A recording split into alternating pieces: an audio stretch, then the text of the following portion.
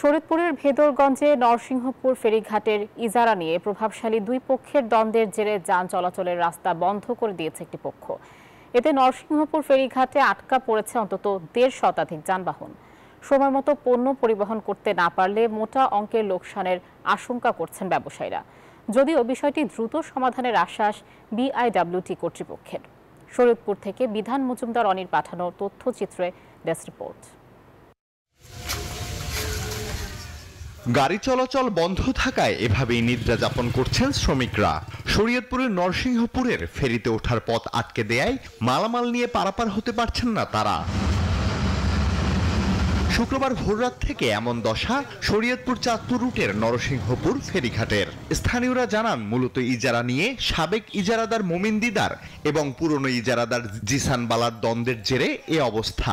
বৃহস্পতিবার রাতে পুরনো ইজারাদারের লোকেরা তাড়িয়ে দেন নতুন ইজারাদারের কর্মীদের। পরে ফেরিঘাটের ঢোকার মুখ আটকে দেন নতুন ইজারাদারের লোকেরা।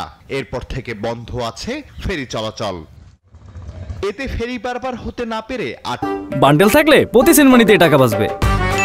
বিকাশ সেনমানি বান্ডেল কিনে জিতুন প্রতি লেনদেনে। কাপড়ে পণ্যবাহী অন্তত 150 যানবাহন।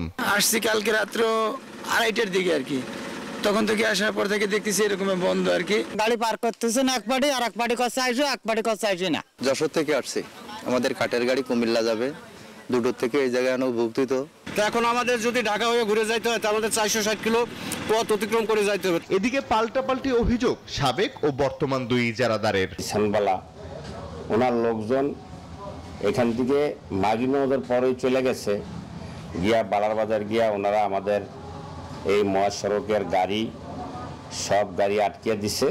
যেহেতু ঘাটের এখন পর্যন্ত বিআইডব্লিউটি বলতেছে আমি বৈধ ইজারাদার, যেহেতু আমার কাছে কাগজপত্র আছে, তারা আমাকে কোনো নোটিশ করেনি। সেক্ষেত্রে ঘাটে যদি কোনো অনাকাঙ্ক্ষিত ঘটনা ঘটে, তারা যদি ট্রাক থেকে চাঁদা নিতেছে, সেটা যদি অব্যাহত থাকে, সেক্ষেত্রে তো সরকারিভাবে তো ব্লেমটা আমার উপর আসবে। দ্রুত সমস্যা সমাধানের আশ্বাস দিয়েছেন বিআইডব্লিউটি এর কর্মকর্তা বশির খান। আগে ইজারাদার মামলা করতে তো স্টে হয়েছে হাইকোর্টে।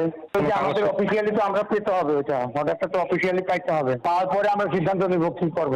গত অর্থ বছরে 1,52,00,000 টাকায় ঘাটটির ইজারা পান মোমিন দিদার, আর চলতি বছর 2,85,00,000 টাকায় ইজারা নেন জিসান বালা। Desk report, news 24।